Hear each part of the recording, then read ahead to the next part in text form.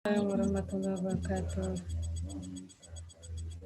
Alhamdulillah, puji syukur kehadirat Allah Subhanahu wa taala karena pada malam hari ini kita masih diberikan rahmat, hidayah serta inayahnya hingga kita bisa hadir, bisa bertatap muka walaupun di Zoom meeting secara virtual dalam program camilan dengan tema dampak tulisan terhadap pembentukan karakter anak.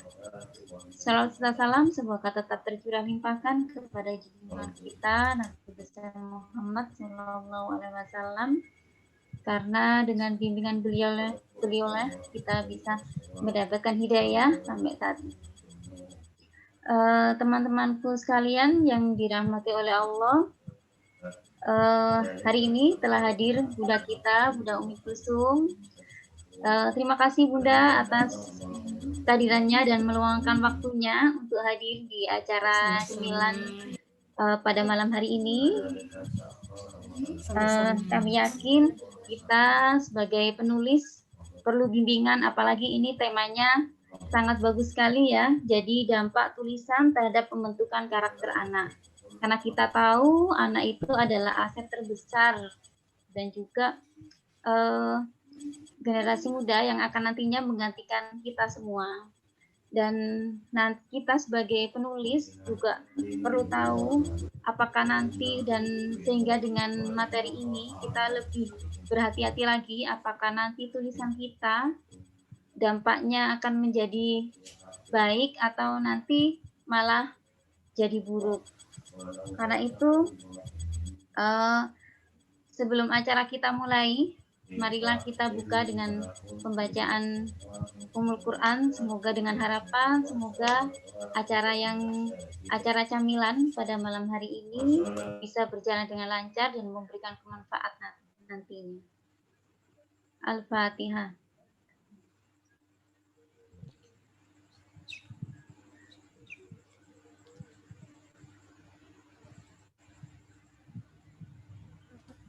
Terima kasih, dan tanpa memperpanjang kata kita langsung saja ya, karena tadi juga ada beberapa kendala teknis sampai jam 8 molornya.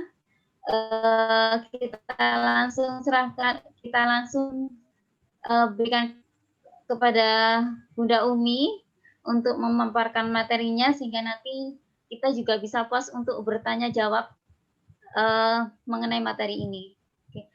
Silakan Bunda. Terima kasih. Monggo. Terima kasih Mbak Wiwi. Terima kasih Mbak Wiwi. Terima kasih Bunda Novi dan seluruh kru dari FLP Jawa Timur yang malam ini sudah bersama-sama hadir melalui Zoom ini. Mudah-mudahan semua dalam keadaan sehat walafiat beserta keluarga. Bismillahirrahmanirrahim. Assalamualaikum warahmatullahi wabarakatuh. Innalhamdalillah namaduhu wa nasta'inuhu wa nastaghfiruh wa na'udzubillahi min syururi anfusina wa min sayyiati a'malina may yahdihillahu fala mudhillalah wa may yudhlil fala hadiyalah. Asyhadu an la ilaha illallah wahdahu la syarikalah wa asyhadu anna Muhammadan abduhu wa rasuluh. Allahumma sholli ala Muhammad wa ala ali Muhammad kama shallaita ala Ibrahim wa ala ali Ibrahim wa barik ala Muhammad wa ala ali Muhammad kama barakta ala Ibrahim wa ala ali Ibrahim fil alamin innaka Hamidum Majid. Amma ba'd. Alhamdulillah. Mari kita senantiasa mensyukuri segala nikmat yang sudah Allah limpahkan kepada kita semua, baik itu nikmat waktu, apalagi nikmat iman dan Islam, kemudian nikmat kesempatan, kesehatan. Belakangan ini banyak sekali kabar mengenai wafatnya orang-orang yang kita kenal, atau mungkin orang-orang yang dekat dengan kita. Mudah-mudahan Allah jaga teman-teman semuanya, para punggawa keluarga besar FLP Jawa Timur, dijaga dari keburukan wabah ini, dan siapa saja yang diberi cobaan dengan sakit wabah ini mudah-mudahan diberi kesabaran dan kekuatan, serta mudah-mudahan wabah ini membuat kita menjadi seseorang yang baru. Jangan sampai wabah yang istimewa ini kemudian tidak membuat diri kita menjadi seseorang yang memiliki new version ya.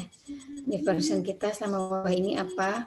Karena belum tentu seumur hidup itu kita akan memiliki kesempatan dua kali. Walaupun tentu saja kita tidak berharap muncul wabah-wabah lain yang sama berat atau bahkan lebih berat, tetapi apapun sebagai orang Islam kita patut mensyukuri segala sesuatu yang sudah terjadi kepada diri kita, dan itu menjadi wasilah bagi kita semua untuk senantiasa muhasabah, bertobat, kemudian bergiat dalam amal. Dan ini adalah salah satu wasilah amal kita melalui pena, ya, melalui tulisan.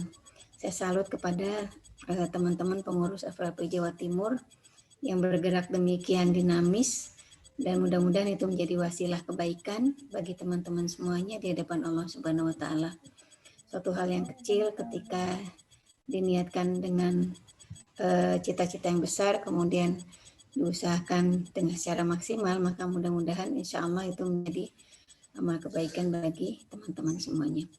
Saya sebetulnya kemarin agak bingung dengan judul yang diberikan itu, ya. Saya sempat konfirmasi ke Mbak Siti Nur Hidayati.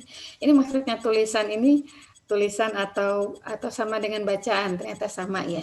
Mungkin supaya agak berbeda jadi dibuat tulisan, karena pesertanya sebagian besar adalah para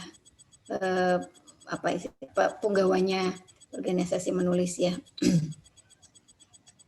Kita mulai, ya. Saya izin share screen dulu.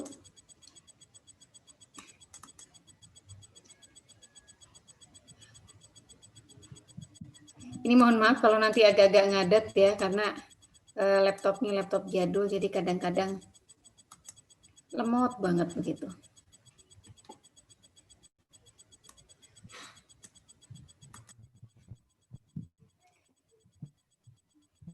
Ya, ini saya buat kelihatan, Ge? Apakah kelihatan? Oh, kelihatan, baik. Iya, kelihatan. Oke, terima kasih. Dampak tulisan atau bacaan pada karakter anak, ya. Tulisan itu karena kita sebagai penulis, dan bacaan barangkali ini menjadi refresh, ya, bagi para ibu muda. Para ibu muda, ya, Bunda Silvi, Bunda Novi yang juga anaknya masih usia berapa, Bunda? Kelas 6, ya?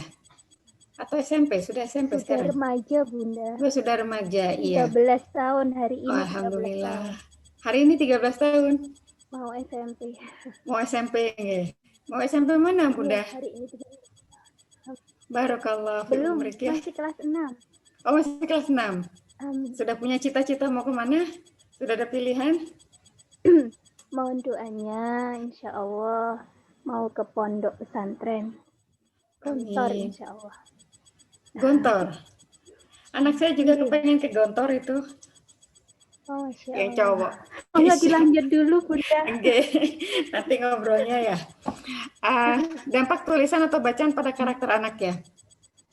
Teman-teman pasti sudah banyak mendapatkan banyak sekali materi tentang atau bacaan mengenai bagaimana membaca itu penting sekali bagi anak-anak kita, ya. Apalagi dampak dari tulisan kita. Kalau ada di antara teman-teman yang berkhidmat pada tulisan anak ataupun tulisan-tulisan yang lain sebetulnya, ya, karena sekarang itu demikian mudahnya anak-anak itu mendapatkan akses, maka mereka juga mudah untuk masuk ke berbagai bacaan. Kemarin itu sedang rame, ya, perkara salah satu aplikasi yang memakai judul-judul yang kontroversial begitu, ya. Itu insya Allah menjadi pembelajaran bagi kita semua mengenai bagaimana ke orang dewasa saja demikian heboh, apalagi kalau misalnya kita mempertimbangkan asupan gizi bacaan bagi anak-anak kita atau murid-murid kita, ya. Apa yang akan kita pelajari pada hari ini? Kita cermati dulu agendanya. Yang pertama adalah kita akan belajar mengenai definisi dan komponen dari karakter, ya. Ini kalau bagi para guru sering sekali membicarakan pendidikan karakter, ya. Tapi ternyata tadi ketika saya mencoba membedah salah satu tulisan dari dosen UNS, ya, dari beberapa dosen UNS, jurnal ilmiah mereka, itu ternyata pembahasan tentang karakter itu memang cukup dalam, ya. Nanti insya Allah akan dicuplik sebagian mengenai apa sih karakter itu, definisi dan komponennya. Kemudian yang kedua mengenai minat baca, ya, makna dan unsur minat baca. Kemudian yang ketiga, belum diubah sama anak saya ini. Tadi terakhir yang membuat anak saya. Yang ketiga, kalau nggak salah kita akan belajar mengenai, sebentar nanti saya cari contekan ya.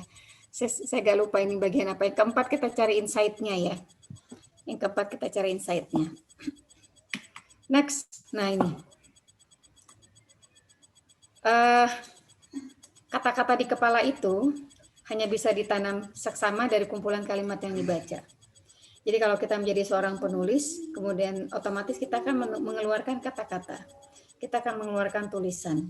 Tetapi kualitas dari tulisan kita itu sebetulnya adalah panen dari segala macam kata-kata yang ada di kepala kita, dan itu adalah hasil bacaan. Kemudian bagi anak-anak pun demikian. Segala ungkapan-ungkapan mereka secara verbal maupun secara tertulis itu adalah bagian dari tanaman usaha mereka untuk menanam kata-kata di kepala melalui bacaan, ya, dan juga melalui apa yang mereka dengar. Kualitasnya itu sangat bergantung kepada apa yang mereka baca dan kualitas apa yang dibaca oleh orang tua. Punya pengalaman, ponakan saya itu sekarang sudah besar, sudah SMP ya. Ibunya itu sangat suka membaca. Ya. Kemudian ketika mengajak bicara anaknya itu, dia berusaha menghindari kalimat-kalimat kata-kata yang kata-kata gaul ya, kata-kata yang slang begitu, itu agak dihindari ya. Jadi misalnya mengatakan enggak itu jarang, tapi dia mengatakan tidak begitu. Kemudian bahasa buku itu banyak keluar dalam kosakata percakapan mereka. Anaknya juga sangat suka membaca. Jadi kemudian yang terjadi adalah cara dia berkomunikasi ketika balita itu adalah bahasa buku, ya, bahasa buku. Caranya berbicara juga dengan bahasa buku. Kemudian cara mengungkapkan pendapat juga dengan bahasa buku. Kebetulan kemudian dimasukkan ke sekolah yang sangat memperhatikan kemampuan public speaking. Usia SD kelas 1 itu dia sudah sangat pintar mengorganisir apa yang harus diucapkan ketika presentasi, ya. Jadi dalam setiap kesempatan dia berusaha untuk presentasi dengan konten-konten yang bagus, begitu. Ada satu kesempatan saya datang ke rumahnya, bermalam di sana di Depok, kemudian ada teman yang berkunjung ke situ, kita ngobrol bareng-bareng. Tiba-tiba dia datang bawa mainan mobilnya ya, mainan Tamiya-nya kecil-kecil itu dia bawa. Kemudian dia jejer di meja, dia berdiri di depan kami, kemudian dia bilang, Zaidah mau cerita tentang mobil. Kemudian diceritakan spesifikasi mobil ini apa. Kemudian kalau di balapan itu yang dipakai oleh ini apa, di mana dia menang, di mana dia kalah, jenis mobilnya apa. Itu cara dia mempresentasikan itu runut, padahal masih kelas 1 SD. Ya. Kemudian saya tanya itu gimana cara guru mengajarkan. Nah, otomatis kemampuan dia dalam mengungkapkan, dalam berpublic speaking itu juga sangat dipengaruhi oleh kata-kata dia yang ada di kepala. Saya yakin dia nggak akan bisa memakai kosakata yang demikian ini ya. Bagi saya itu bukan kosakatanya anak kelas 1 SD begitu. Itu kosakatanya anak yang memang dia banyak bersentuhan dengan kata-kata, baik itu oleh lingkungannya, oleh ayah ibunya maupun juga oleh lingkaran buku yang ada di sekitarnya. Kalau ayah abinya itu dalam ininya dalam mobilnya itu sebagian itu isinya, setengahnya itu isinya buku, ya, setengahnya isinya buku. Dan memang dia menunjukkan kemampuan yang signifikan, ya. D3, alumni D3 itu pun broadcasting, tetapi dia punya posisi yang penting di Indosat dalam level yang melebihi orang-orang yang S2. Itu karena memang kesukaannya terhadap buku luar biasa. Jadi dia abinya selalu upgrade, dan mungkin itu yang menjadi contoh bagi anaknya untuk selalu berinteraksi dengan buku dan bacaan, ya. Jadi kata-kata di kepala itu hanya bisa ditanam seksama dari kumpulan kalimat yang dibaca, bukan dari kalimat-kalimat verbal, ya. Kalau dari kalimat percakapan sehari-hari itu adalah suatu hal yang tidak terlalu dalam, ya. Kemudian, sekarang kita pindah ke definisi karakter. Ini agak-agak bau-bau kuliah begitu ya. Saya juga senang karena kemudian ketika baca-baca lagi gitu, kayak refresh lagi gitu. Karakter adalah cara berpikir yang jadi ciri khas tiap individu untuk hidup dan bekerja sama. Hidup dan bekerja sama, ya. Baik dalam lingkup keluarga, masyarakat, bangsa, dan negara. kemampuan untuk berkolaborasi itu adalah salah satu keterampilan yang harus dimiliki pada abad 21. Ya, kemampuan kolaborasi. Jadi kemampuan untuk beradaptasi, kolaborasi, makanya seringkali dalam diklat-diklat itu adalah ada kata-kata agile ya. Bagaimana kita bisa survive, bagaimana kita bisa punya endurance yang lama, yang panjang begitu dalam melakukan berbagai aktivitas dan bekerja sama dengan orang lain ya. Ini definisi karakter secara ini ya, teori ya. Kemudian, nah apa saja sih komponennya? Kalau dalam pembahasan karakter ini bagi untuk mengenal bagaimana sih sebenarnya bentukan karakter pada anak-anak kita gitu, pada anak didik kita ya. Yang pertama, karakter itu komponennya adalah sifat. Kecenderungan untuk bereaksi dengan cara tertentu terhadap rangsangan atau situasi yang dihadapi. Ini respon ya. Cara kita merespon sesuatu itu akan menjadi sifat kita. Cara kita merespon sesuatu itu akan menjadi sifat kita, ya. Karena ini berkaitan betul dengan bagaimana sudut pandang kita mengenai sesuatu. Beberapa bulan yang lalu saya ikut kelas high class respon ya, bersama Kang Hari Firmansyah itu dibahas mengenai bagaimana respon kita sebetulnya sebagian besar dari jalan hidup kita itu, ya. Jalan hidup kita itu sebagian besar sebetulnya dipengaruhi oleh respon kita terhadap sesuatu, terhadap apa yang terjadi pada diri kita. Yang terjadi itu ya begitu itu, tetapi cara kita merespon itu nanti akan menentukan apa yang akan terjadi berikutnya. Ini secara ini ya, dengan tidak menafikan bahwa ada takdir Allah di situ gitu. Tetapi pilihan kita, choice kita untuk merespon sesuatu itu pada akhirnya akan menentukan kualitas hidup kita. Kita selalu punya choice kan ya, kita selalu punya pilihan terhadap sesuatu, mau bersikap A atau B atau C atau D, semua itu ada choice-nya begitu. Kemudian ketika kita sudah menentukan keputusan, maka itu dari takdir yang sudah Allah berikan kepada kita. Nah, nanti efek ikutan dari pilihan-pilihan sikap itulah nanti akan mempengaruhi bagaimana diri kita, ya. Jadi ini adalah reaksi kita terhadap rangsangan atau sesuatu di luar. Di tulisan yang lain sempat saya baca itu 90% hidup kita itu dipengaruhi terhadap respon kita terhadap sesuatu ya. Kemudian yang kedua adalah sikap. Ini berkaitan dengan minat, pembawaan, konstitusi tubuh itu bagaimana kondisi tubuh kita secara fisik ya. Dan ini bersikap stabil atau tetap. Bersikap stabil atau tetap. Di Twitter itu ada satu orang yang dia memberikan respon yang mengejutkan ketika menuliskan kabar tentang wafatnya Ustadz Ali Jabir kemarin ya, gitu. Antara apa yang dia ucapkan beberapa waktu yang lalu dengan yang kemudian itu seolah-olah ada di kutub yang berbeda, ya, seolah-olah kutub berbedanya itu sangat ekstrim gitu, sampai kemudian ada yang mengatakan ini kayaknya bipolar deh orangnya gitu ya, atau apalah saya kurang paham maksudnya ya. Dan itu seperti sebuah ini ya, gelombang pasang gitu ya, pasang terus surut lagi begitu. Ada sikap-sikap dari kita itu yang sifat dari kita itu yang itu merupakan bawaan dan susah untuk diubah ya, susah untuk diubah gitu. Tapi bukan berarti tidak bisa dikurangi untuk hal-hal yang negatif ya. Dalam film Little Woman itu, ini film yang bagus banget ya, film tahun berapa ya? Itu tentang 4 bersaudara perempuan. Ada satu quote yang saya masih ingat sampai sekarang ya. Itu ininya begini. Ada hal mulia yang sayang sekali untuk dibendung, dan ada hal yang buruk, ada hal yang terlalu tinggi untuk ditekuk ya. Ada hal yang terlalu mulia untuk dibendung atau untuk ditahan, tapi ada yang terlalu tinggi untuk ditekuk. Nah, yang terlalu mulia itu berkaitan dengan sifat-sifat baik kita gitu ya. Dengan bawaan sifat baik kita. Kalau dibendung itu eman gitu, karena kita kehilangan kesempatan untuk beramal. Tapi ada juga yang susah untuk ditekuk, ya, sebagian dari ego kita, kemudian dari misalnya hal-hal yang sifatnya susah untuk kita ubah dari dalam diri kita ya, ego kita, keangkuhan kita, kesombongan kita gitu ya, itu susah sekali untuk ditekuk. Gitu. Tapi harusnya ditekuk gitu ya. Cuman itu sulit ya. Nah, ada orang-orang tertentu yang memang untuk melakukan sesuatu itu dia butuh effort luar biasa ya, butuh effort yang luar biasa. Makanya kalau dikatakan dalam teori-teori motivasi itu dikatakannya begini kan, kita kalau bandingkan itu jangan bandingkan diri kita dengan orang lain begitu, tapi bandingkanlah diri kita yang sekarang dengan diri kita yang dahulu.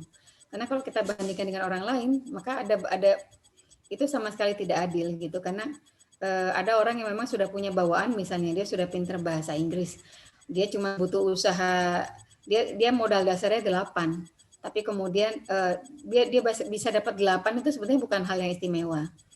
Dia dapat 100 tuh dia cuma butuh effort 2. Tapi ada orang dengan bawaan kapasitas yang dia cuma 40 gitu, tapi kemudian dia punya hasil proses yang demikian gigih, kemudian hasilnya 8, maka capaian dia 4 gitu, lebih besar daripada yang tadi 2, walaupun nilainya lebih besar yang 100. Nah, itu yang dikatakan membandingkan kita dengan orang lain itu bukan satu hal yang tepat ya. Karena ini berkaitan dengan sikap tadi gitu, bawaan, apa sih faktor-faktor bawaan yang ada dalam diri kita. Yang ketiga yang merupakan komponen dari karakter adalah temperamen ya, yang sifatnya emosional gitu. Ini berkaitan dengan yang nomor 1 ya. Apakah kita juga termasuk orang yang mudah atau tidak kena rangsangan? Kemudian ini juga berkaitan dengan kesanggupan. Temperamen itu berkaitan dengan kesanggupan kita untuk melahan sesuatu, ya. Ada orang punya ambang sabar yang jauh lebih tinggi daripada orang yang sebaliknya, begitu. Ambang ininya tidak sama, ya. Next. Nah, hal yang menjadi sekarang betul-betul menjadi perhatian pemerintah dan juga di dunia pendidikan adalah tentang prestasi belajar ya, sudah mulai ditinggalkan tentang prestasi akademik, kita sudah mulai bicara prestasi belajar. Kalau sudah bicara prestasi belajar, maka kita bicara tentang sebuah proses yang berlangsung panjang hayat ya. Anak-anak kita tuh nanti juga akan melalui proses belajar ini gitu, yang harus kita pertimbangkan adalah prestasi belajarnya, bukan prestasi akademiknya. Maka ini sudah meninggalkan komponen nilai ya. Karakter itu memiliki hubungan yang signifikan dengan prestasi belajar. Ini adalah penelitian ya. Penelitiannya siapa tadi di jurnalnya itu ya.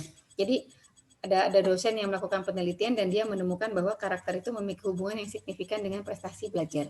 Ketika kita bicara tentang prestasi belajar, maka sekarang itu yang menjadi fokus adalah di Merdeka Belajar itu ya, konsepnya adalah anak-anak itu memiliki kemampuan untuk memecahkan masalah.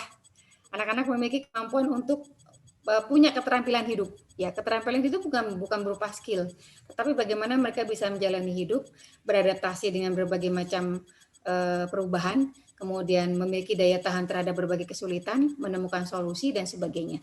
Tahu masalah dan tahu solusi. Itu yang disebut dengan prestasi belajar, ya. Maka belajar itu seharusnya memang membentuk mental anak-anak itu untuk menjadi tahan banting, tahan malang dan sebagainya.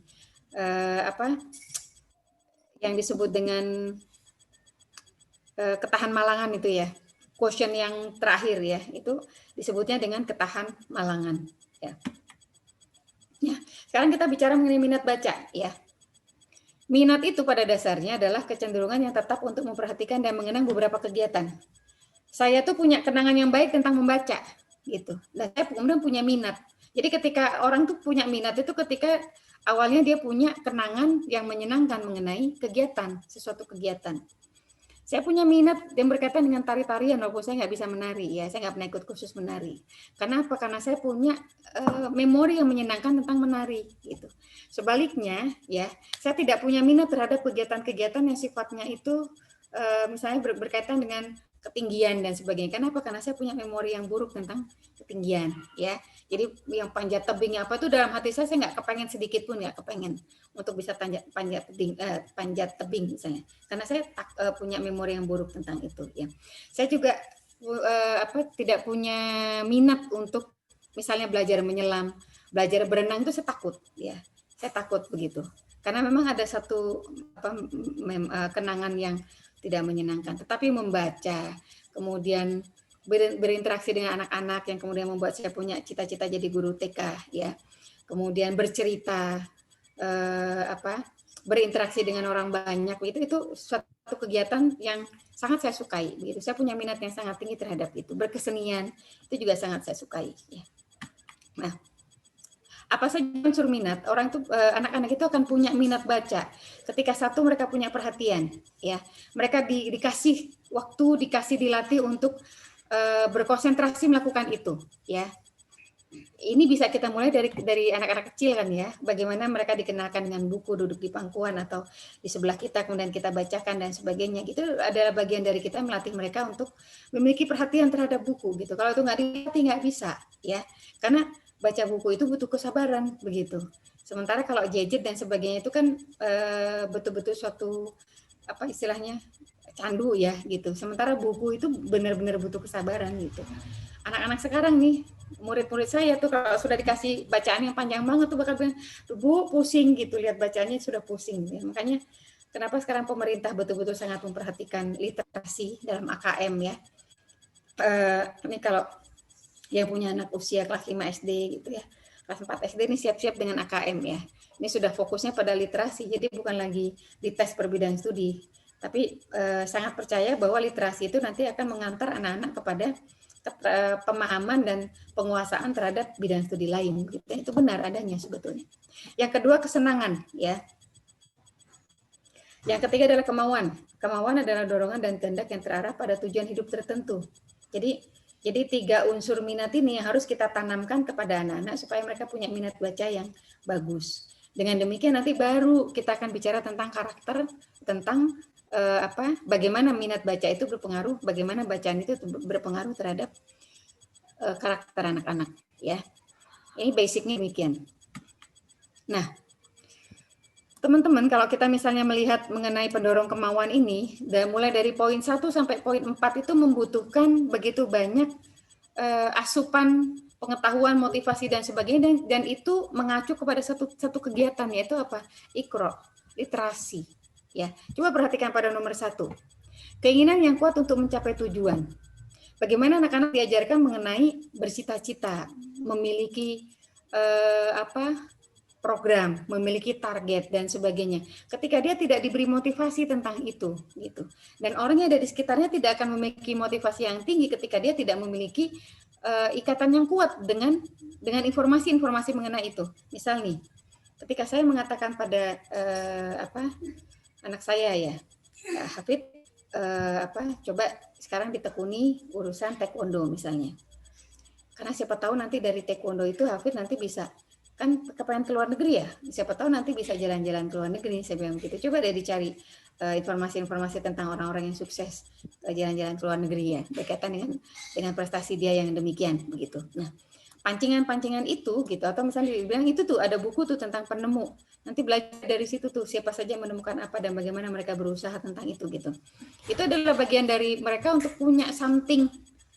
Mereka harus punya sesuatu yang besar di depan gitu, dan itu nggak akan bisa kita kasih kalau mereka kalau cuma sekedar omongan-omongan aja ya, hanya sekedar omongan-omongan, apalagi hanya sekedar tontonan, karena tontonan memang menjadi bagian dari sekarang ya, visual ya. Anak-anak sangat terkait dengan audiovisual, tetapi Iqra, membaca itu adalah pekerjaan sepanjang zaman yang tidak akan terganti dengan teknologi apapun. Mungkin kita cuma bicara mengenai teknologi pengantarnya aja. Dulu pakai buku kertas, nanti berapa tahun yang akan datang bisa jadi semuanya berupa e-book. Tapi kan proses membaca tetap ada. Jadi membaca itu adalah pekerjaan sepanjang zaman. Kalau kita pengen siapkan anak-anak kita kepada kemampuan zaman yang akan datang gitu, maka kemampuan membaca itu harus tetap dibekalkan kepada mereka ya.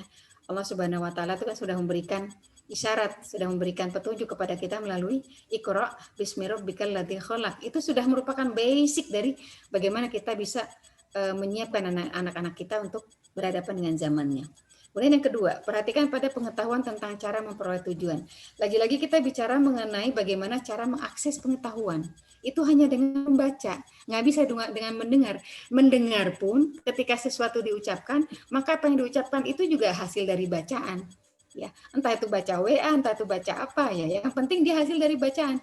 Nggak bisa semua melulu itu hanya berdasarkan dari pendengaran saja, gitu. Kemudian yang ketiga, energi kecerdasan. Kita bukan bicara tentang energi ini ya, energi pintar, tapi kecerdasan. Cerdas itu kalau dalam Islam itu kan orang yang cerdas itu adalah orang yang mengingat mati ya, orang yang tahu tujuan hidupnya dan sebagainya. Jadi definisi cerdas itu ketika dibedakan dengan pintar, Itu Allah Subhanahu wa taala dan Rasulullah Sallallahu alaihi wasallam itu sudah ngasih gitu loh.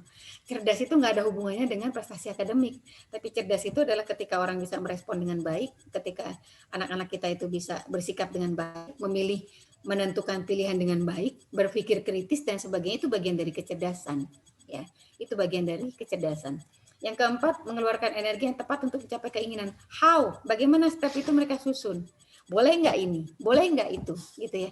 Keterangan boleh tidak boleh. Kemudian keterangan apa mubah, halal, haram dan sebagainya itu kan sudah ada semuanya dan itu tertulis di kitab. Dan bagaimana kita mencari tahu ya Iqra gitu ya. Semua lewat Iqra. Bahkan ketika kita lihat dari ceramahnya ulama, mendengarkan ceramah ulama, yang kita dengar itu adalah hasil bacaan mereka semuanya gitu. Jadi tidak ada sedikit pun dari kehidupan kita itu yang tidak lepas dari aktivitas Iqra ya. Next. Sorry. Ya, apa sih manfaat membaca bagi anak-anak? Ini nanti juga akan membuat kita berhati-hati dengan tulisan kita ya, sebagai seorang penulis. Kalau saya pribadi sangat menghindari tulisan yang bersifat klinik ya. Sihir-sihir begitu itu saya hindari. Dalam dongeng saya juga menghindari tentang tongkat sihir atau apapun yang berkaitan dengan sihir gitu. Karena bagi saya itu adalah konsep yang harus dijelaskan kepada mereka sejak kecil. Mereka jangan sampai dibiasakan dengan sihir begitu. Walaupun misalnya dikatakan sihir itu tidak di cerita itu kan bisa dikatakan sihir itu tidak benar ya, tetapi anak-anak itu kan lebih banyak lebih mudah menyerap itu seperti spon kan gitu. Jadi berapa banyak sih, lebih baik saya menceritakan hal-hal yang memang tidak berkaitan dengan sihir sama sekali gitu, karena itu hal yang basic yang berkaitan dengan akidah dan tauhid ya. Nah, tulisan kita itu, bacaan anak-anak kita itu nanti akan mengantar mereka untuk belajar mengenal konsep ya, konsep huruf, warna, angka dan sebagainya, konsep mengenai benar tidak benar, konsep mengenai yang ini masuk dalam kelompok yang memperturutkan hawa nafsu, yang ini dalam kelompok yang berhati-hati, yang ini masuk dalam kelompok ahlul Quran karena dia dekat Quran, yang ini termasuk dalam apa. Itu anak-anak mengenal semua sejak dari skup yang sangat sederhana. Mengklasifikasikan itu bagian dari kecerdasan yang ditanamkan di TK ya.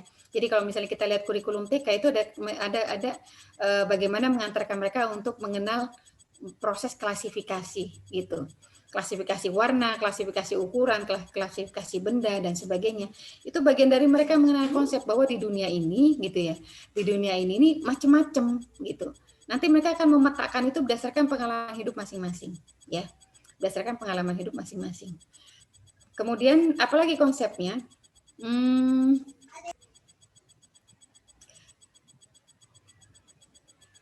Oke, yang kedua, ketika mereka dikenakan dengan itu, maka mereka memiliki tentang konsentrasi yang baik, ya. Kemudian memiliki perkembangan mental yang baik, percaya diri, mandiri, dapat memecahkan masalah dengan baik. Itu adalah hubungan ketika mereka memahami konsep. Anak-anak itu waktu mencuci piring itu sebenarnya mereka belajar mengklasifikasikan masalah, ya. Ini gelas, ini piring, ini panci, ini sendok, gitu ya. Secara tidak langsung mereka akan apalagi kalau misalnya diarahkan ya, mereka kalau nyuci piring itu lebih baik diarahkan apa dulu, ini sama apa gitu. Mereka nanti akan belajar memetakan masalah mereka dalam hidup dari proses-proses sederhana demikian ya, dari proses sederhana demikian.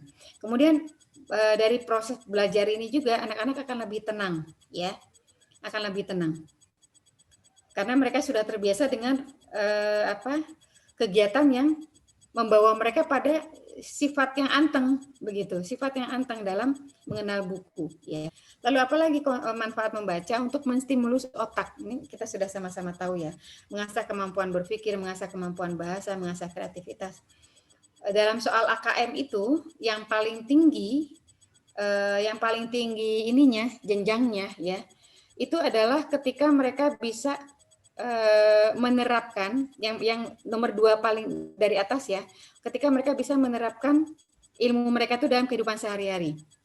Yang paling tinggi lagi adalah ketika mereka bisa mengoneksikan antara apa yang mereka baca dengan apa yang mereka alami atau bacaan-bacaan yang lain ya. Jadi mengoneksikan ide, teori, kemudian memetakan dan sebagainya ya. Ketika baca bisa tahu, oh ini masuk, oh ini pemikirannya orang sosialis komunis, oh ini pemikirannya feminis, oh ini pemikirannya begitu. Mereka bisa menganalisis ya, menganalisis kemudian mengaitkan dengan apa yang mereka baca di luar, apa yang mereka dapatkan, apa yang mereka alami itu adalah tingkat kecerdasan yang tinggi. Ya, dalam soal AKM itu levelnya paling tinggi. Ada beberapa level ya. Jadi sekarang sedang persiapan untuk AKM, untuk tes asesmen kompetensi minimum, dan literasi itu soal-soalnya itu sudah bukan soal yang hanya ini ya, hanya nanya di mana dia tinggal begitu, bukan lagi begitu, tetapi lebih pada bagaimana dia bisa memahami bacaan itu dan bisa berpikir analitis dan berpikir kritis terhadap itu ya. Dan ketika kita mengantarkan anak-anak kepada bacaan-bacaan yang baik, maka sesungguhnya itu menanam kebiasaan berpikir runut, menanam mereka kebiasaan berpikir sistematis, dan kemudian juga mengajak mereka untuk berpikir kritis terhadap berbagai macam bacaan. Karena bagaimana kita bisa berpikir kritis kalau kita nggak punya komparasi, ya. Kalau sumber informasi kita cuma satu, maka kita nggak bisa berpikir kritis, gitu. Nah, agama Islam ini benar-benar membawa kebaikan yang luar biasa kepada alam semesta, ya. Kita diajarkan dalam dalam mempraktikkan ibadah itu kita diajarkan untuk kita dikondisikan untuk menemukan banyak beberapa pendapat ulama tentang itu, misalnya ya, misalnya mengenai apakah bersedekap dalam takbiratul ihram itu dengan cara begini, tangan begini atau begini begitu. Apakah sesudah sesudah ruku itu ketika i'tidal itu kemudian tangan ke bawah atau tangan begini gitu. Nah, dalam agama Islam itu kita sudah diajari untuk mengenal berbagai macam perbedaan. Komparasinya jelas, komparasinya ada gitu. Makanya agama kita ini sebenarnya sudah sangat memberikan struktur berpikir yang demikian bagus bagi umat Islam kalau mereka mau menyadari dan kalau mereka mau berpikir ke arah situ. Jadi mestinya sudah nggak ada lagi gontok-gontokan urusan perbedaan begitu ya, karena kita sudah terbiasa punya komparasi. Oh, ulama yang ini bilang begini, ulama yang itu bilang begitu, ulama ini bilang begini. Kemudian ketika menentukan pilihan kita berpikir kritis, kita mencoba untuk menganalisis dan sebagainya. Nah, itu sudah ada kemampuan yang sangat bagus gitu ya. Makanya beruntung sekali menjadi orang Islam. Alhamdulillahirrahmanirrahim, itu adalah hidayah yang luar biasa ya. Saya menemukan pada murid-murid saya yang tersesat itu ya. Saya punya murid yang agnostik. Kakaknya itu pakai cadar, kemudian adiknya itu tiba-tiba agnostik. Pas saya tanya, kamu nggak sholat? Nggak, Bu, katanya. Saya agnostik, dia bilang gitu. Wih, saya bilang, sejak kapan kamu agnostik? Sejak kelas 11 katanya. Dia bilang saya masih mencari Tuhan. Namanya bagus, namanya Islam ya. Ketika saya ajak bicara itu pikirannya tuh ke sana kemari ya. Sampai saya bilang begini, orang yang tersesat itu memang akhirnya dia menyer-munyer gak karu-karuan. Kita kalau lihat orang tersesat ya, dia kan akan berputar-putar di situ, dia nggak kemana-mana gitu. Nah, orang yang tersesat secara akidah itu akan berputar-putar di situ-situ aja. Ya, agama kita ini benar-benar mengajarkan kita untuk berpikir ajak, runut, lurus dan sebagainya. Kita lihat bagaimana para sahabat ya memiliki karakter demikian ya. Anak-anak kita itu dengan proses membaca itu juga harus memiliki karakter yang seperti itu, gitu. Ajarkan mereka untuk menyatukan antara pengetahuan dengan akidah mereka. Supaya apa? Supaya berpikirnya tuh ajak, runut, runtut, lurus ya, dan komprehensif gitu.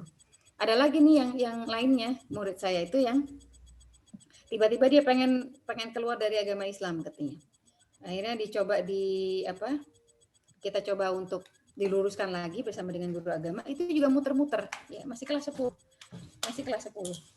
Muter aja gitu. Nah, saya kasihan nih, saya bilang begini ke dia, kamu tahu nggak kalau kamu sudah keluar dari agamamu itu memang kamu akan menjadi orang yang sesat pikir. Cara berpikirnya nggak ajak. Jadi dia pakai rumus itu gitu ya. Misalnya dia punya rumus A, dia bilang apa agama Islam itu begini, berdasarkan rumus dia A. Nah, saya kasih itu. Nah, dia bilang saya percaya pada agama Kristen. Saya kasih itu. Nih di Kristen nih, A yang kamu pegang itu di Kristen ambiar gitu.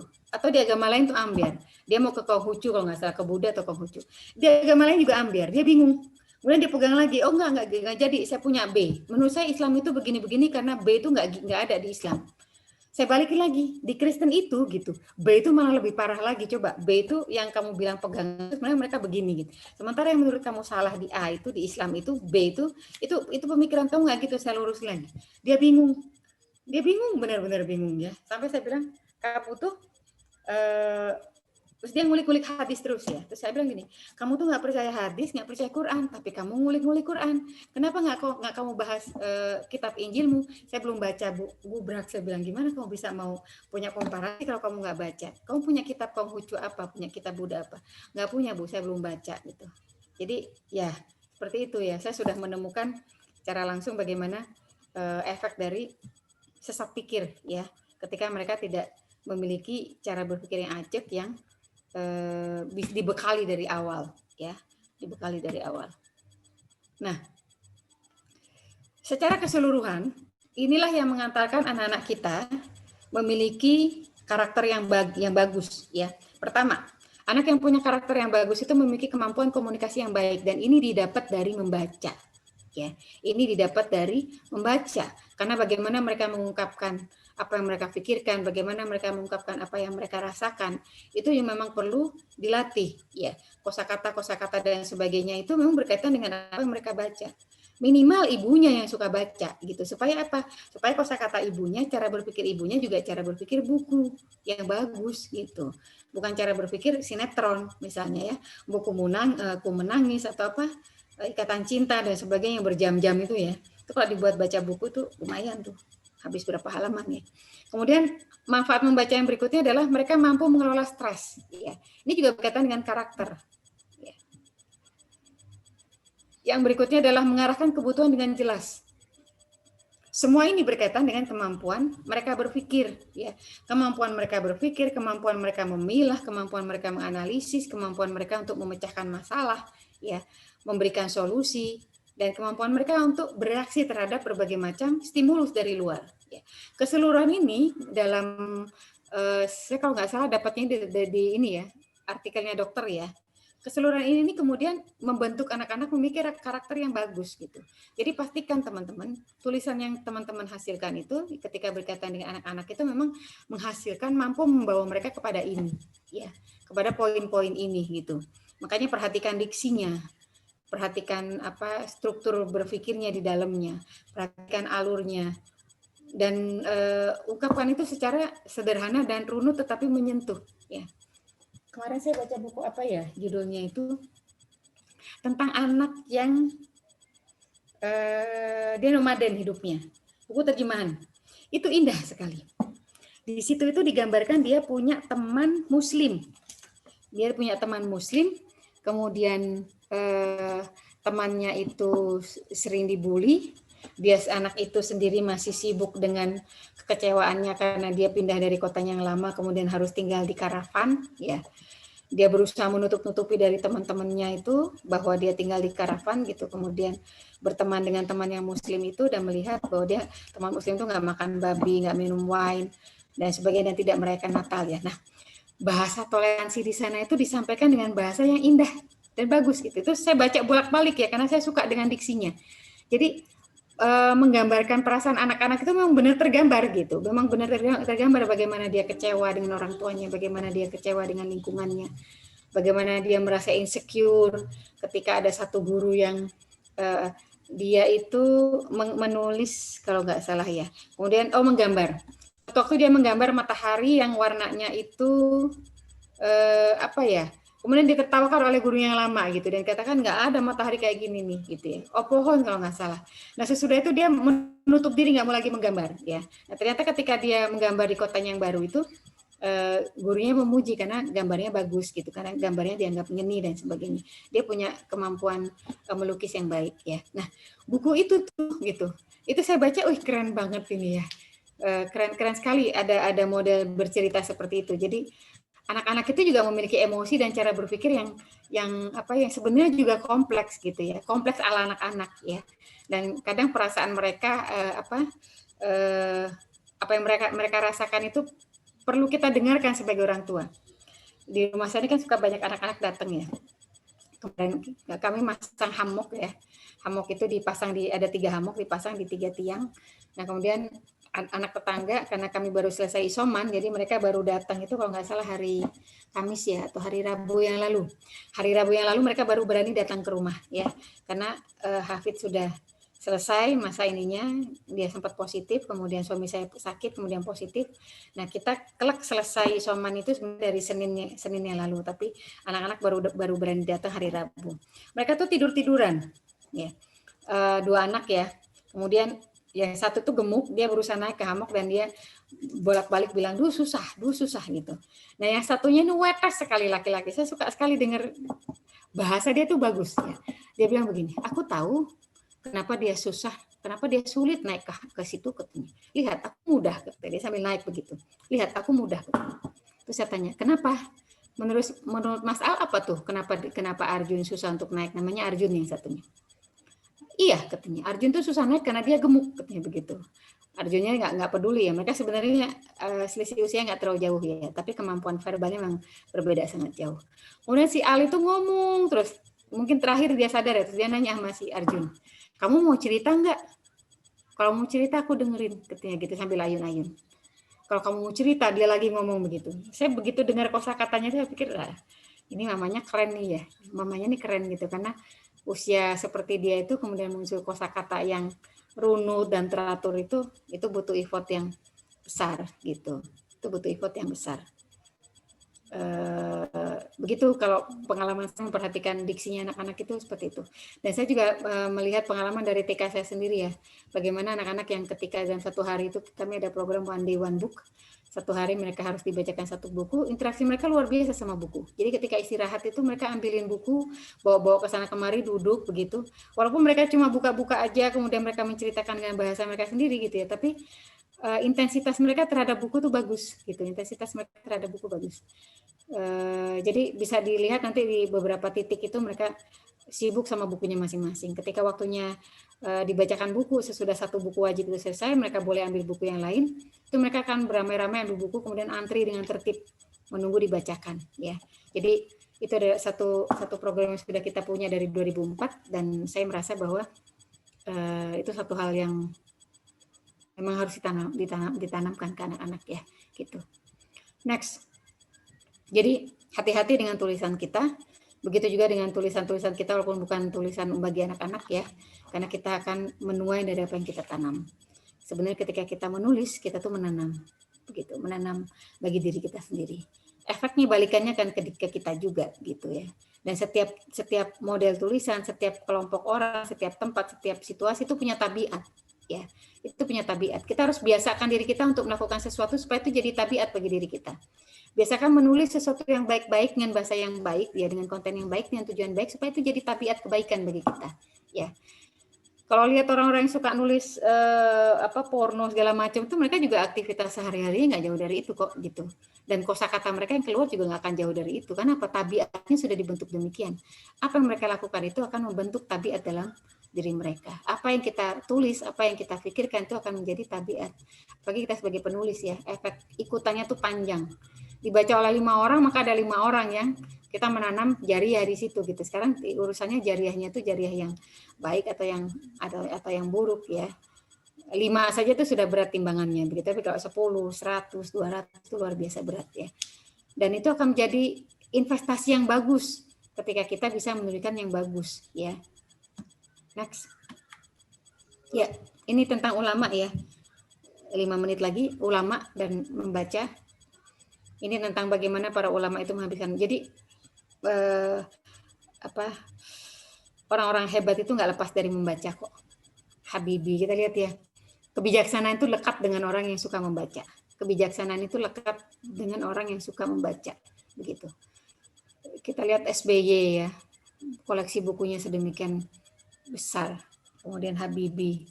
Dulu waktu diklat perpus di Jakarta itu, dari Perpus Nasional itu cerita salah satu narasumber itu ketika mereka dimintai bantuan untuk menata buku-bukunya SBY itu ya, menata buku-bukunya SBY itu satu tim itu lebih dari 5 orang kalau nggak salah, dan mereka butuh waktu berbulan-bulan untuk istilahnya mengklasifikasi ya, memasukkan data dan sebagainya begitu. Mereka butuh waktu yang cukup lama karena koleksi bukunya memang banyak. Habibie pun demikian ya. Itu luar biasa tuh kalau lihat orang-orang hebat itu ya. Muhammad Hatta ya, wakil presiden kita yang pertama itu juga memiliki minat baca yang luar biasa tinggi ya.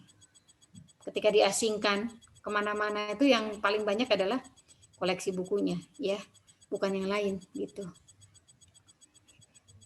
Ini yang menarik nih yang dilakukan oleh kakek Ibnu Taimiyah ya.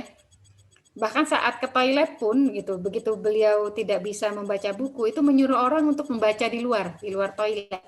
Dibacakan keras-keras supaya ketika di toilet gitu ya, beliau tetap dalam aktivitas membaca. Ini saya kaget bacanya, wih, saya nggak kepikiran sejauh itu ya.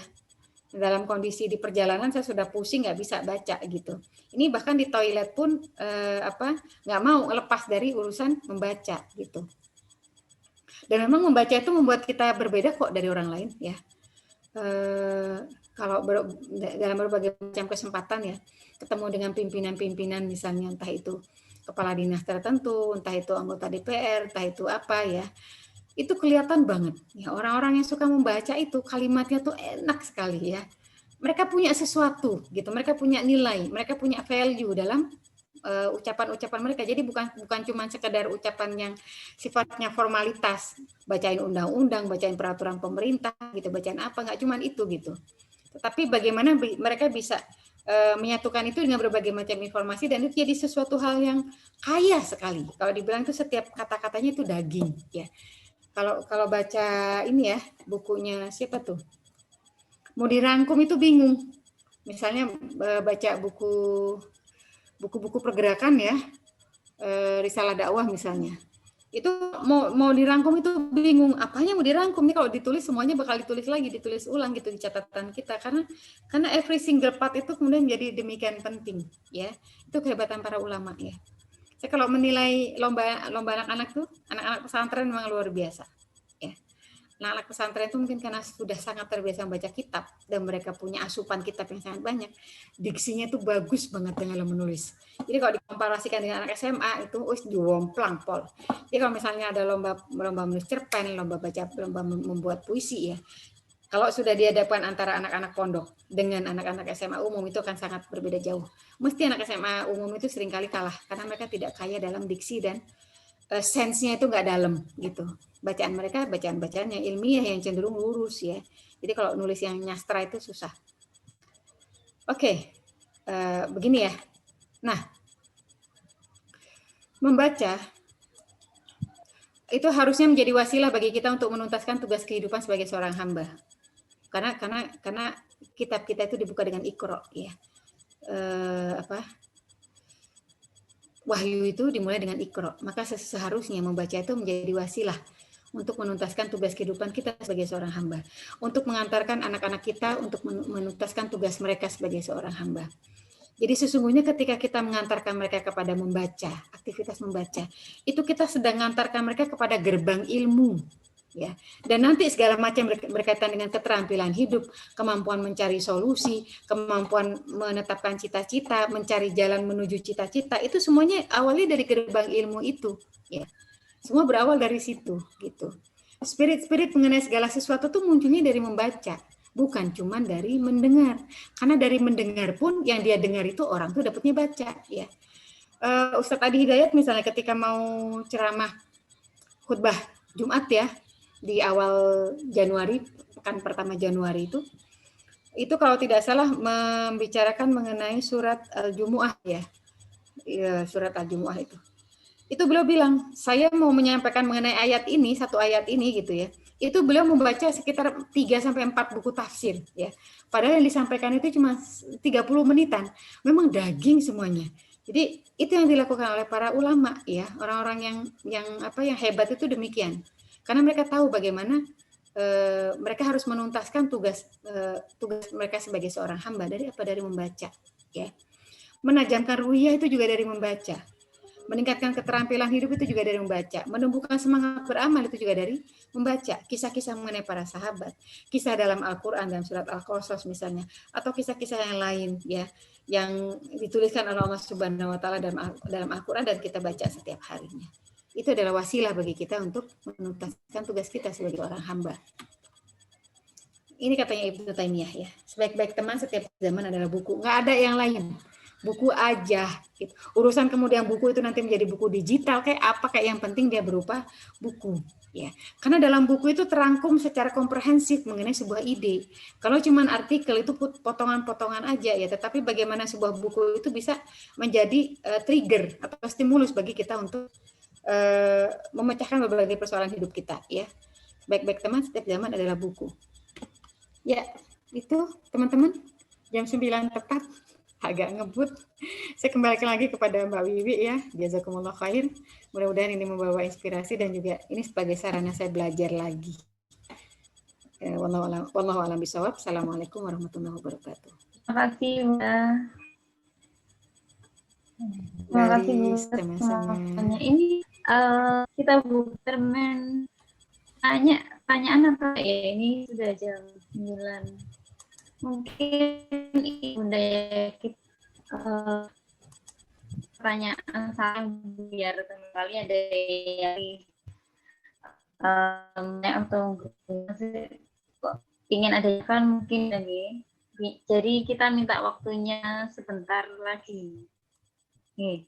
Monggo. Ada yang ditanyakan teman-teman, bisa langsung speak up mikrofonnya dihidupkan atau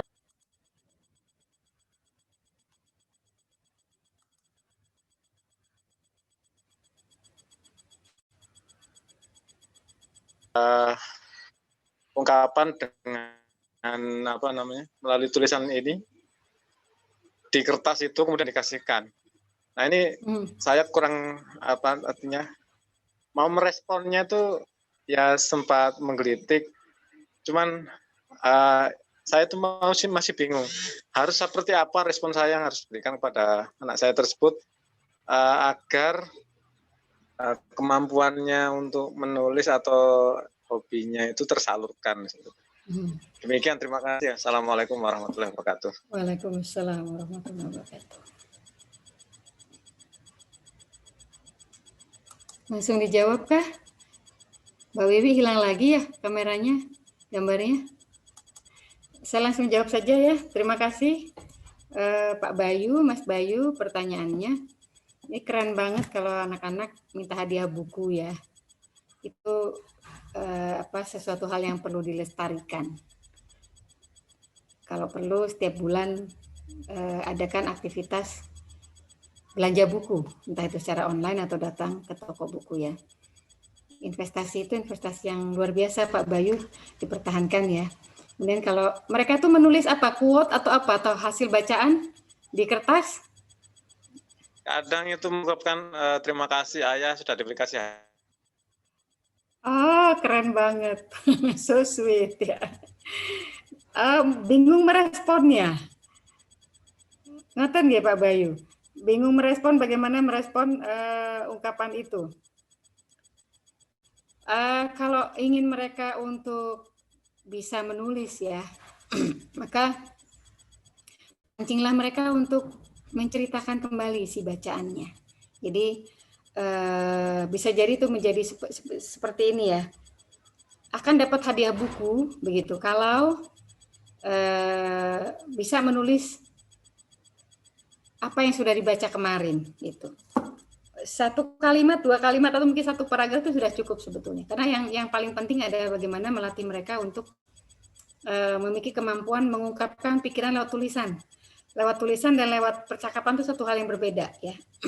Karena kemampuan menulis itu seluruh kapasitas kita itu keluar kalau dalam kemampuan menulis. Tetapi kalau bicara kan tidak sebesar ketika effort kita dalam menulis ya. Ada orang yang banyak sekali bicara tapi begitu suruh nulis bolpennya mandek gitu atau bengong di depan laptop ya. Karena memang dia tidak terlatih. Menulis itu latihan, butuh latihan. Nah, bagaimana untuk memancing supaya putrinya Pak Bayu itu bisa terampil menulis ya? Minta mereka untuk menceritakan kembali apa yang mereka baca ya. Atau minta mereka untuk menceritakan bagaimana perasaan mereka ketika membaca buku itu. Menceritakan kembali itu sebenarnya bagian dari mereka untuk berlatih mengungkapkan pendapat mereka dalam tulisan gitu. Jadi dari hal-hal sederhana itu sebetulnya ya, ceritakan kembali atau kalau mereka sudah bosan menceritakan kembali, pancinglah mereka untuk misalnya ditanya, ada nggak yang punya kejadian yang sama dengan itu ya gitu, atau ada nggak, atau gimana menurut pendapat kakak tentang apa yang dilakukan oleh si Fulan dalam tokoh itu ya, atau gimana menurut pendapat kakak tentang tempat setting dari cerita itu. Misalnya kalau settingnya di hutan, maka bicara tentang hutan dan sebagainya, dan pancing mereka, eksplor mereka untuk menyampaikan mengenai itu ya. Kalau anak-anaknya sudah terbiasa ekspresif nih, berarti bapaknya juga ekspresif sebetulnya ya. Karena untuk bisa mengatakan terima kasih ayah gitu atas hadiahnya, itu butuh pembiasaan ya, butuh stimulus juga dari orang tuanya gitu. Kalau anak-anak bisa melakukan itu, berarti orang tuanya sudah bisa mengkondisikan anak-anaknya melakukan hal yang sama. Tinggal nanti diperluas skupnya ya, semakin lama barangkali beri mereka kesempatan untuk punya file sendiri di laptop ya, kemudian mereka menulis di situ.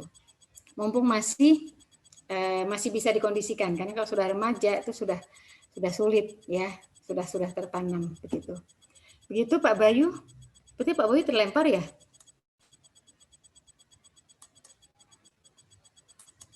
Moga saya serahkan lagi kepada, iya benar. Saya serahkan lagi kepada Mbak Wiwi selaku moderator.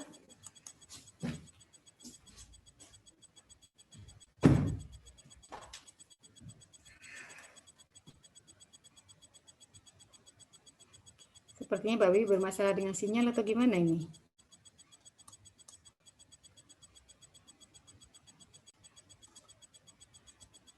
Ini ada ahlinya nih, Mas Ilham. Kayaknya Mbak Wiwi di mute, tapi mungkin lanjut aja nih, sambil nunggu Mbak Wiwi bisa langsung ke penanya berikutnya aja. Oke. Ini ada yang tanya nih. Ya, Mangga.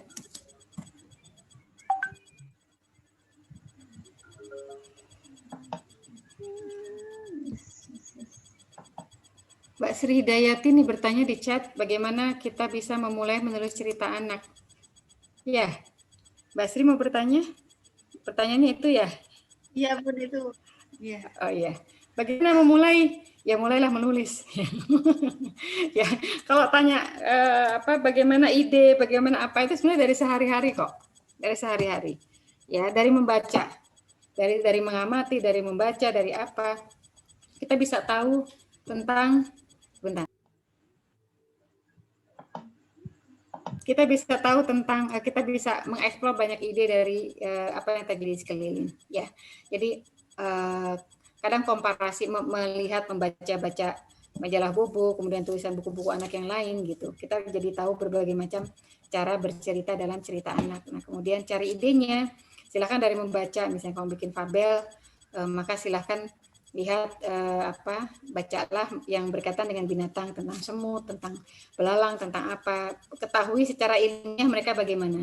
Jadi ketika kita menyampaikan cerita anak itu gitu, itu ada apa istilahnya, ada ilmu di dalamnya ya, ada ilmu di dalamnya. Misal nih, ketika cerita tentang semut gitu, maka perlu baca dulu tentang semut tuh, semut ada berapa macam, belalang, baca dulu tentang belalang, atau tentang bagaimana rumahnya semut, bagaimana rumahnya rayap gitu ya. Itu juga bisa jadi bahan cerita bagi kita ya.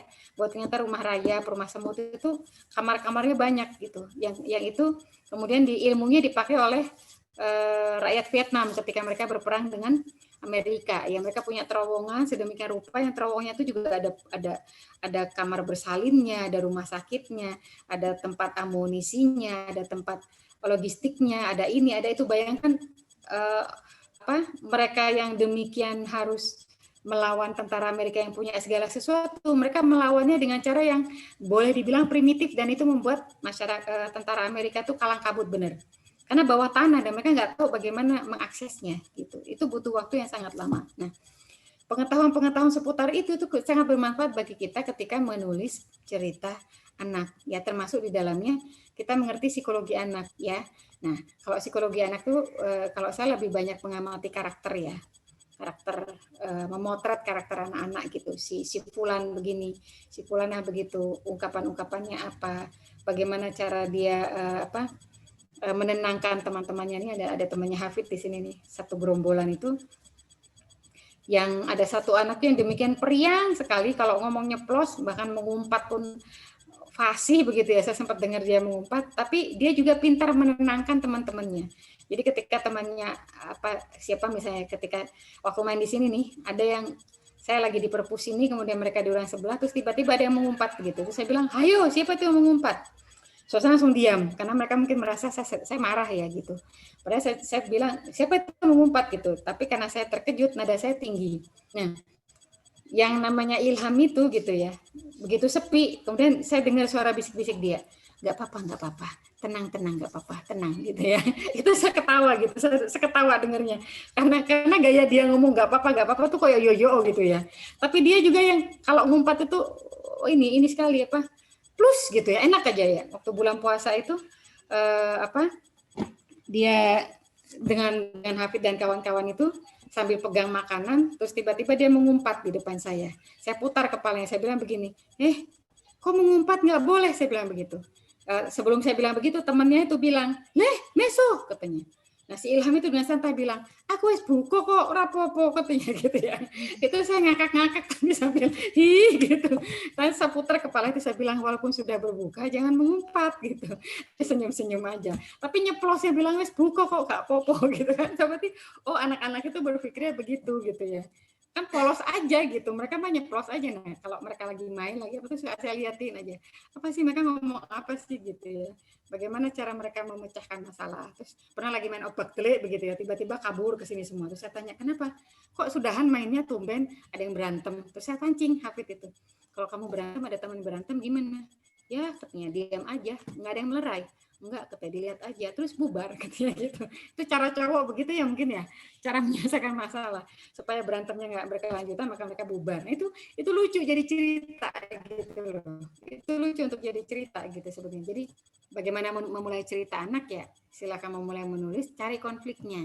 Konflik ala anak-anak, penyelesaian ala anak-anak. Ini kalau bicara begini perlu waktu khusus nih Mbak Sri ya, untuk membicarakan tentang bagaimana menulis cerita anak ya. Mudah-mudahan suatu waktu ada waktunya gitu. Ya, terima kasih pertanyaannya. Udah. Oh, masih ada yang masih ada yang bertanya lagi? Iya.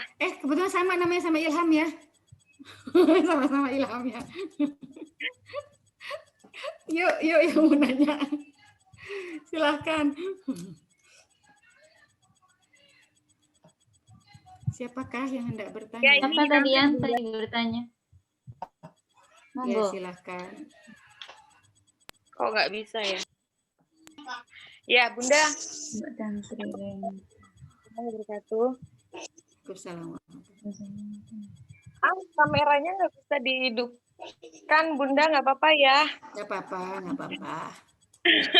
Ini sinyalnya juga kurang bersahabat. Iya, no problem. Mbak Tantri ya? Monggo. Ya, jadi ada 2 pertanyaan dari saya nih Bunda. Mohon maaf juga saya nggak ngikuti dari awal karena tadi baru sampai rumah jam 8. Hanya memang ketika kita berbicara tentang anak itu memang tidak akan pernah habis cerita ya Bunda. Nah, ada dua pertanyaan sebenarnya yang membuat saya mungkin masih berusaha menemukan solusi yang terbaik sampai saat ini. Jadi yang pertama ini ketika kita sudah ketika kita sudah komitmen untuk berkarir, maka kita harus meluangkan waktu semaksimal mungkin untuk anak kita ya Bunda ya. Harus ada waktu untuk anak pokoknya, secapek, selelah apapun itu pokoknya. Akan tetapi terkadang tidak bisa dipungkiri juga nggih Bunda.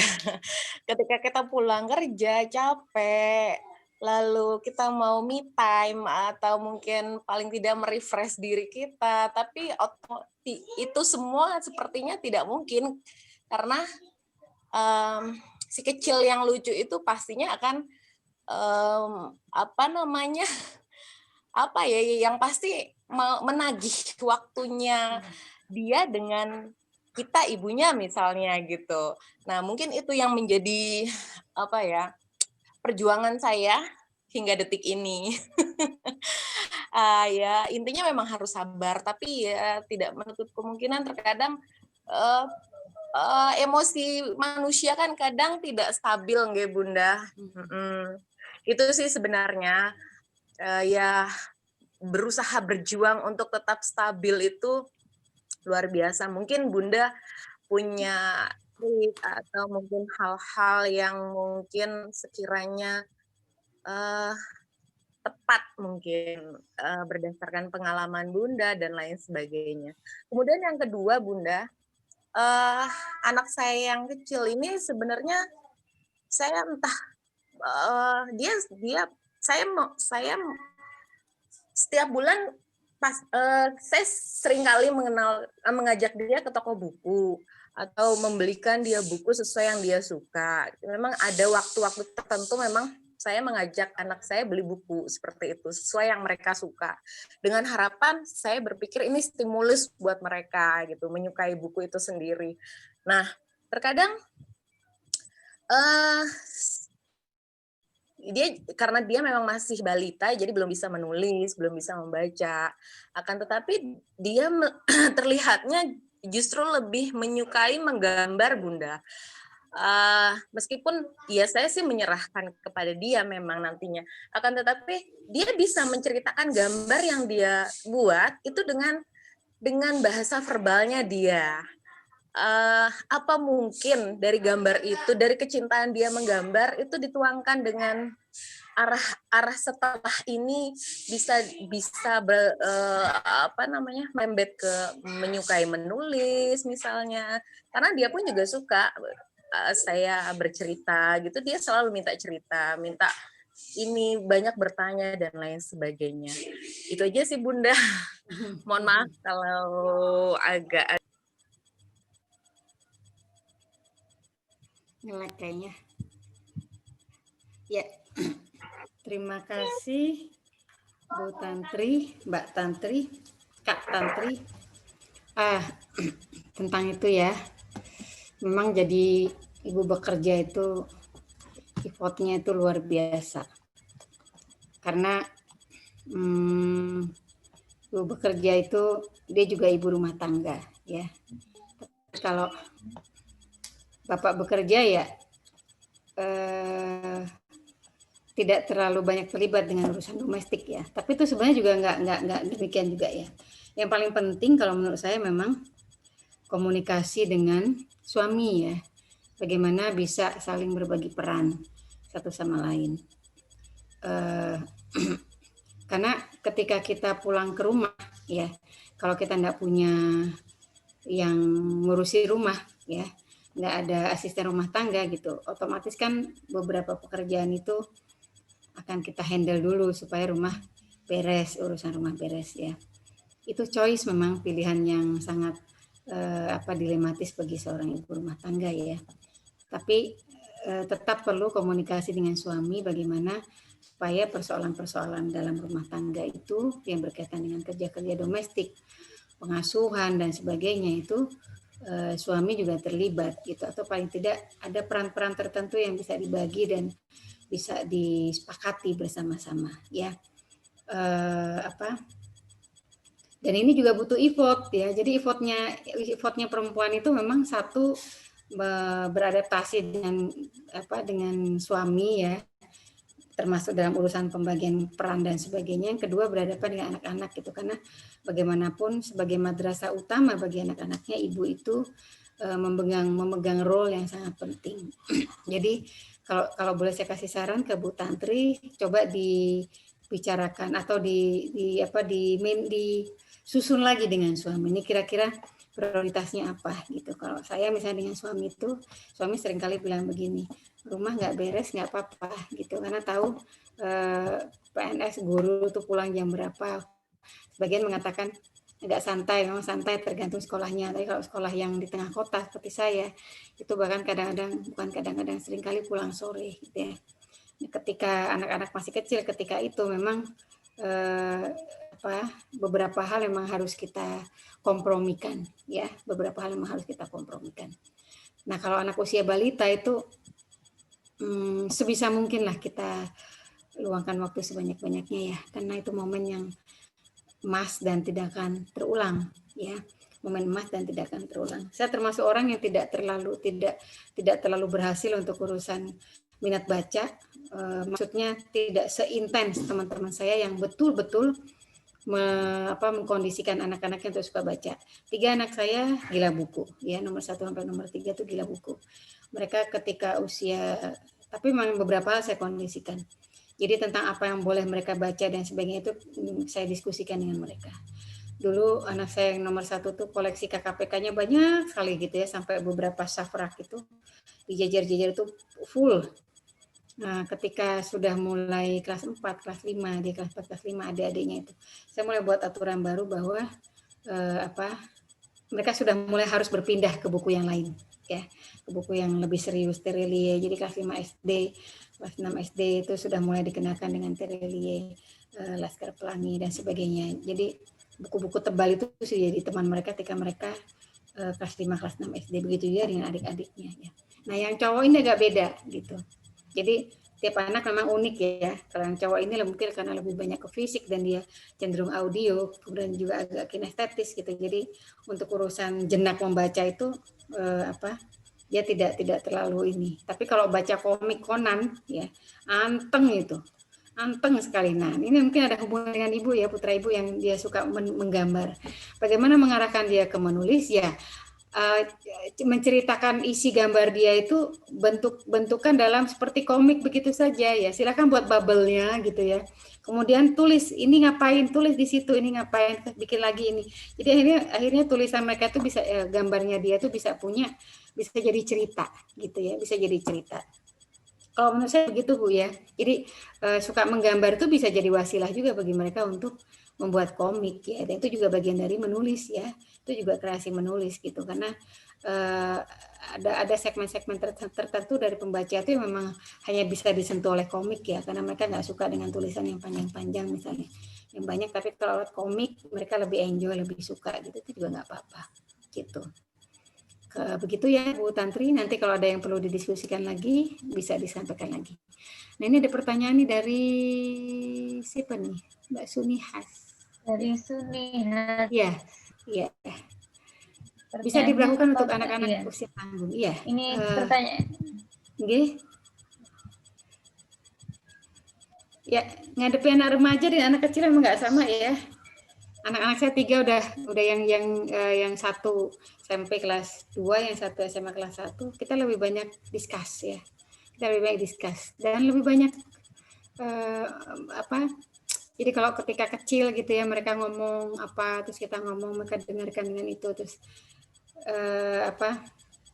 lebih banyak hal-hal sifatnya normatif ya. Ketika besar itu, semakin besar kita sudah bicara tentang apa yang ada di luar, apa solusinya itu apa, itu bagaimana, begitu ya. Cakupannya sudah menyentuh persoalan politik, persoalan nilai, persoalan ideologi dan sebagainya, itu udah masuk ke dalamnya gitu. Jadi diskusi-diskusi seputar itu, dan kadang-kadang seringkali memang kita perlu kasih kalimat. Jadi saya merasa sangat terbantu ketika membaca itu karena saya menemukan diksi ya yang bisa saya sampaikan kepada anak-anak gitu. Jadi kalau sudah nemu diksi yang pas gitu ya, itu disampaikannya ke anak-anak juga enak gitu ya. Disampaikannya kepada mereka juga enak. Why mereka harus melakukan sesuatu gitu. Itu alasannya itu harus alasan dengan diksi yang bagus ya. Diksi yang bagus itu bukan berarti diksi yang daki-daki, tapi yang dalam gitu, yang mengajak mereka berpikir dalam. Jadi bukan why-nya itu bukan cuma sekedar misalnya kamu hafal Quran itu biar kamu bisa gitu ya, misalnya biar kamu bisa ngasih mahkota sama bunda. Itu something yang sangat normatif, tapi imbas dari hal-hal lain itu kita sertakan juga. Misal ketika mereka belajar untuk membereskan tempat tidur ya, kan asal tuh bereskannya awalnya gitu ya. Terus mereka bilang capek kalau harus masukin ke pojok-pojok begitu. Nah, saya katakan begini, biasakan melakukan sesuatu itu dengan standar yang tinggi. Karena semakin tinggi standar yang kamu punya, kamu semakin terampil. Semakin banyak keterampilan yang kamu punya, semakin banyak juga kontribusi yang bisa kamu berikan kepada masyarakat gitu. Karena orang yang terampil itu dia bisa melakukan banyak hal, otomatis dia punya peluang kontribusi juga yang banyak kepada masyarakat. Jadi persoalan membereskan tempat tidur itu bisa menjadi persoalan yang sangat filosofis gitu, yang bisa membuat mereka untuk punya bisa dicabangkan ke yang lain gitu ya, bisa dicabangkan. Jadi urusan spray itu harus ditarik panjang begini nih, biar jadi bukan cuma pada urusan teknis tentang kenapa spray harus ditarik sedemikian rupa supaya licin, kemudian digebasnya harus bagaimana, nepuk bantalnya terus seperti apa, nyapu itu bagaimana, misalnya kalau nyapu tuh dirasa di kaki gitu. Yang sempurna kalau kerja itu coba lihat di bawah, semakin sempurna kita bekerja semakin percaya diri gitu. Karena apa? Karena artinya kita mampu melakukan sesuatu dengan standar yang tinggi. Balik-baliknya ke situ ya, balik-baliknya kepada kontribusi, karena mereka usia segitu tuh harus sudah berpikir tentang kontribusi. Mereka harus sudah berpikir tentang umat, usia-usia remaja itu ya. Jadi bukan level bicaranya itu bukan cuma sekedar mereka suka apa begitu ya. Mereka mau jadi apa, bukan, tapi sukanya mereka itu nanti ngasih kontribusi apa terhadap umat. Mereka bakal berbuat apa? Mereka akan bagaimana? Dengan kemampuan ini mereka mau apa? Mau bagaimana? Mau ke siapa? Mau seperti apa jalannya? Itu berpikir udah besar sekali. Karena apa? Mereka sedang balik itu akalnya itu harus sudah terbuka gitu ya. Jadi bergabung di forum lingkar pena itu membuat teman-teman para bapak dan ibu itu punya bekalan yang cukup ketika berdiskusi dan berdialog dengan anak-anak. Karena apa? Karena dari bacaan-bacaan itu terserap semuanya, sehingga kita bisa memberikan arahan kepada mereka dengan bahasa yang bagus gitu ya. Itu gunakan dengan cara begitu. Why mereka harus menyapu dengan cara diangkat-angkat kursinya, ya why mereka harus ngepel dengan cara begitu, why mereka misalnya mereka bilang, anak saya tadi bilang, ini kalau dihitung nih potnya bunda ini semuanya ada 50. Saya lagi senang bercocok tanam ya. Anak saya tadi tuh ketika disuruh memasukkan pot ketika hujan itu dia hitung. Ini 50 lebih nih potnya bunda gitu ya. Satu waktu ada yang bilang, bunda ini apa sih dia bilang, pokoknya berkaitan dengan cocok tanam. Lalu saya bilang, ini bagian dari refreshing. Saya bilang, melakukan sesuatu, kemudian kita melakukan sesuatu yang berbeda dan kita mampu, itu menaikkan rasa percaya diri. Oh, ternyata saya punya capaian ya. Itu yang kemudian yang dulu disampaikan di awal pandemi ya. Lakukan sesuatu yang membuat kita merasa punya prestasi. Prestasi itu nggak ada hubungannya dengan piala, bukan piala, bukan piagam. Tetapi ketika saya bisa melakukan hal yang berbeda dengan diri saya sebelumnya, dan kemudian saya merasa bahwa saya mampu, itu saya percaya diri, oh saya bisa ternyata gitu ya. Nah, hal-hal demikian yang perlu kita sampaikan kepada anak-anak. Do something different. Bikin versi yang baru dari kamu setiap hari ya.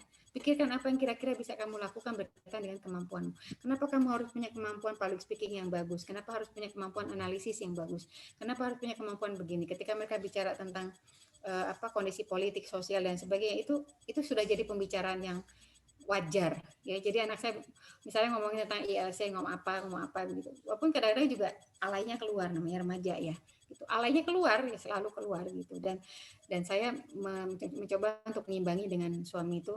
Kadang-kadang kita melucu ya, atau menampakkan sesuatu yang bagi mereka itu tampak lucu gitu ya, tampak apa gitu. Jadi orang tua itu jangan jaim ya, kita harus menyatu sama anak-anak gitu ya. Kalau mereka fasenya begini ya, misalnya mereka bilang oke gitu ya, saya ikut-ikutan aja. Begitu mereka bilang oke gitu, ngakak ya, biarin aja saya ikutin gitu. Atau apalah yang sekarang lagi ngetren ya, itu saya ikutin ya. Untuk membuat apa? Untuk membuat jarak antara saya dengan mereka tuh agak dekat ya. Lah saya sudah hampir 50 tahun, mereka masih usia 30 tahun kan rentangnya ya. 28 tahun rentang saya dengan anak saya pertama gitu. Kan jauh sebenarnya ya. Tapi saya berusaha mendekatkan untuk tahu apa sih itu gitu. Maka saya bilang, ini loh ada TikTok tentang ini loh gitu. Saya nanya, saya dengerin dulu. Nah, di anak-anak usia remaja tuh begitu. Jadi harus banyak listening ya. Kemudian masuk dalam dunia mereka. Ini kayaknya klise ya, tapi bagaimana cara kita masuk ya awalnya dari listening itu. Perhatikan cara mereka bercanda, perhatikan cara mereka berinteraksi antara saudara dengan teman dan sebagainya. Nanti dari situ kita bakal punya amunisi gimana sih caranya untuk mengkondisikan mereka begitu gitu. Saya kasih ke mereka ini bukunya harus dibaca karena saya kasih tahu karenanya, why-nya. Why itu adalah pertanyaan tertinggi dari berpikir analitis ya. Berpikir analisis itu pertanyaan why itu udah deep, paling dalam. Jadi why you have to read this, why you have to do that gitu ya. Why you have to why you have to think about this gitu, why you have to do about this gitu. Itu semua why-nya tuh dikasih, bukan cuma how, tapi why. Dan why-nya itu diusahakan satu hal yang sifatnya filosofis, yang jauh yang berkaitan dengan umat ya. Begitu ya teman-teman. Ada lagi kah? Mbak Wiwi, monggo diserahkan. Sepertinya sudah tidak ada lagi, Bunda. Ya. Ini juga kita akhiri saja, guys. Sudah jam 21.30, jam 9:30 dan mungkin ada closing statement dari Bunda untuk kita semua. Ya. Jangan lelah membaca ya. Jangan lelah membaca dan jangan lelah untuk menulis, baik itu apapun, menulis puisi, menulis apa, dan jangan lelah untuk berbagi ya. Pikirkan apa kira-kira yang bisa kita bagi dari kemampuan kita menulis ya. Buatlah kelas-kelas menulis yang sederhana, yang dengan itu kapasitas kita akan bertambah semakin banyak. Ketika saya ikut kelasnya Kang Maman Suherman ya, beliau menceritakan waktu itu ibunya baru wafat, kemudian beliau menceritakan hal yang paling saya ingat dari nasihat ibu saya adalah begini, kamu kalau menulis untuk dirimu sendiri, kalau kamu tok yang pintar nulis, itu nggak istimewa katanya. Tapi ketika kamu bisa membuat orang lain bisa menulis, itu yang bagus gitu ya. Karena apa? Karena kita semakin menambah orang-orang yang berjuang di jalan pena ya.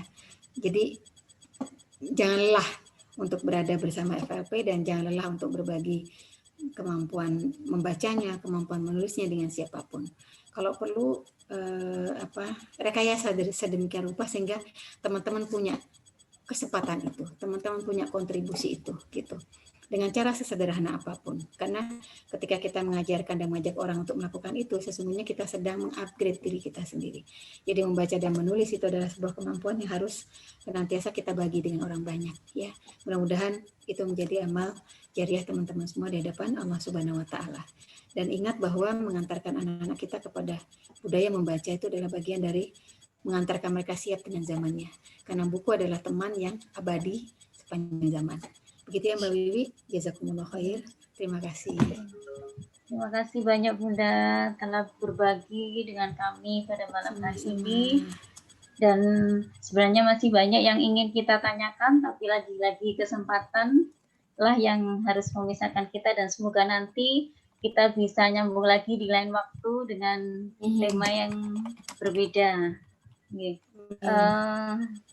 Terima kasih teman-teman atas kehadirannya pada malam hari ini, dan marilah kita tutup acara pada malam hari ini dengan doa kafaratul majelis.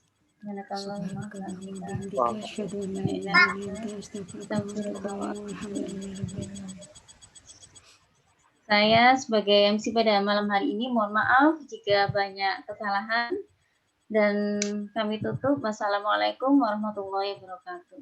Waalaikumsalam warahmatullahi wabarakatuh.